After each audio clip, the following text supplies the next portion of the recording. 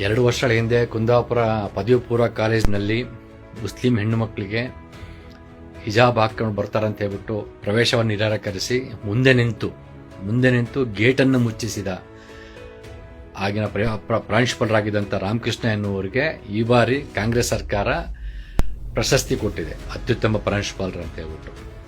ಇದಕ್ಕಿಂತಹ ದುರಂತ, ಇದಕ್ಕಿಂತಹ ಪ್ರತಿಗಾಮಿತನ ಮತ್ತೆಲ್ಲೂ ಕಾಣಲಿಕ್ಕೆ ಸಾಧ್ಯ ಇಲ್ಲ. ಹೆಣ್ಣು ಮಕ್ಕಳಿಗೆ ಹಿಜಾಬ್ ನೆಪ ಮಾಡಿಕೊಂಡು ಒಂದು ಧರ್ಮದ ಆಧಾರದಲ್ಲಿ ದ್ವೇಷ ಬಿತ್ತಲಿಕ್ಕೆ ಹೊರಟಿದ್ದಂಥ BJPಯ ಏಜೆಂಟ್ರಂತ ವರ್ತಿಸಿದ, ಅಥವಾ ಅವ್ರು ಹೇಳ್ಕೊಂತಾರೆ ಅಸಹಾಯಕರಂತ ಹೇಳ್ತಾರೆ, ಅಸಹಾಯಕರಿರ್ಬೋದು, ಏಜೆಂಟ್ರಂತ ವರ್ತಿಸಿರ್ಬೋದು. ಯಾವುದೇ ಒಂದು ಕಾರಣಕ್ಕಾಗಲಿ ಯಾರಿಗೂ ಶಿಕ್ಷಣ ನಿರಾಕರಿಸುವಂತಿಲ್ಲ, ಅಕ್ಷರ ನಿರಾಕರಿಸುವಂತಿಲ್ಲ ಎನ್ನುವಂತಹ ಒಂದು ಮಾನವೀಯತೆಯನ್ನು ಮತ್ತು ನೀತಿಯನ್ನು ಕಡೆಗಣಿಸಿ ಹೆಣ್ಣು ಮಕ್ಕಳನ್ನು ತಾವೇ ಮುಂದೆ ನಿಂತು ಗೇಟ್ ಬಾಗಿಲು ಹಾಕಿ ಇಡೀ ಮುಂದಿನ ಒಂದು ವರ್ಷಗಳ ಕಾಲ ಒಂದು ಮತೀಯವಾದದ ಒಂದು ಚರ್ಚೆಗೆ ಕಾರಣ ಆಗಿದ್ದಂಥ ಘಟನೆ ಅದು. ಅದರ ಮುಂಚೂಣಿಯಲ್ಲಿದ್ದಂಥವ್ರು ಈ ಪ್ರಾಂಶುಪಾಲರು ರಾಮಕೃಷ್ಣ ಎನ್ನುವರು. ಕಾಂಗ್ರೆಸ್ ಸರ್ಕಾರ ಆಗ ಸ್ವಲ್ಪ ಇದನ್ನು ಪ್ರತಿಭಟನೆ ಮಾಡದಂಗೆ ಕಾಣಿಸ್ತಿತ್ತು. ಈಗ ಅಧಿಕಾರಕ್ಕೆ ಬಂದಮೇಲೆ ಅವರಿಗೆ ಪ್ರಶಸ್ತಿ ಕೊಟ್ಟಿದ್ದಾರೆ. ಇದು ಕಾಂಗ್ರೆಸ್ ತನ್ನ ಶೈಲಿ, ಇದು ಆಡಳಿತ ಶೈಲಿ. ಇನ್ನು ಮಧು ಬಂಗಾರಪ್ಪನವರು ಶಿಕ್ಷಣ ಸಚಿವರಾಗಿದ್ದಾರೆ. ಅವ್ರನ್ನ ಕೇಳೋಕ್ಕೂ ಸಾಧ್ಯ ಇಲ್ಲ, ಯಾಕೆ ಸರ್ ಇಂಥ ಕೆಲಸ ಮಾಡ್ತಾ ಇದ್ದೀರಾ, ಹೆಣ್ಣು ಮಕ್ಕಳಿಗೆ ಶಿಕ್ಷಣ ನಿರಾಕರಿಸಿದಂಥ ಪ್ರಿನ್ಸಿಪಾಲ್ರಿಗೆ ನೀವು ಪ್ರಶಸ್ತಿ ಕೊಡ್ತೀರ, ಮುಂದೆ ಶಿಕ್ಷಣ ನಿರಾಕರಿಸೋದಕ್ಕೆ ಪ್ರಶಸ್ತಿ ಕೊಡ್ತೀರಂತ ಕೇಳಾಗ. ಯಾಕಂದರೆ ಮಧು ಬಂಗಾರಪ್ಪ ಇವತ್ತು ಖಾಸಗಿ ಸಂಸ್ಥೆಗಳಿಗೆ, ಕಾರ್ಪೊರೇಟ್ ಸಂಸ್ಥೆಗಳಿಗೆ ಸರ್ಕಾರಿ ಶಾಲೆನ ದತ್ತು ಕೊಡೋದ್ರಲ್ಲಿ ನಿರತರಾಗಿದ್ದಾರೆ.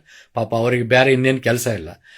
ಅದನ್ನೇ ನಾವು ಈ ರಾಜ್ಯದ ಚುಕ್ಕಾಣಿ ಹಿಡಿದಿರುವಂಥ ಸಚಿವರಿಗೆ, ಸಚಿವ ಸಂಪುಟಕ್ಕೆ ಏನು ಕೇಳ್ತೀವಿ ಅಂದರೆ, ಹೀಗಿದ್ರೆ ಇದೇ ಮುಂದುವರೆದ್ರೆ ಕಲ್ಲಡ್ಕ ಪ್ರಭಾಕರ್ ಭಟ್ಗೂ ಸಹ ಯಾವುದೇ ಪ್ರಶಸ್ತಿ ಕೊಡ್ತೀರಾ ಅಥವಾ ಯಾವುದೇ ಒಂದು ಸಮಿತಿಗೆ ಅಧ್ಯಕ್ಷರಾಗಿ ನೇಮಕ ಮಾಡ್ತೀರಾ ಅಂತ ನಾವು ಕೇಳಬೇಕಾಗಿ. ಇದು ವ್ಯಂಗ್ಯ ಅಲ್ಲ, ಇದು ಹೋಗ್ತಿರುವ ದಾರಿ ನೋಡ್ತಾ ಇದ್ರೆ ಅದೇ ಕಾಣಿಸುತ್ತೆ.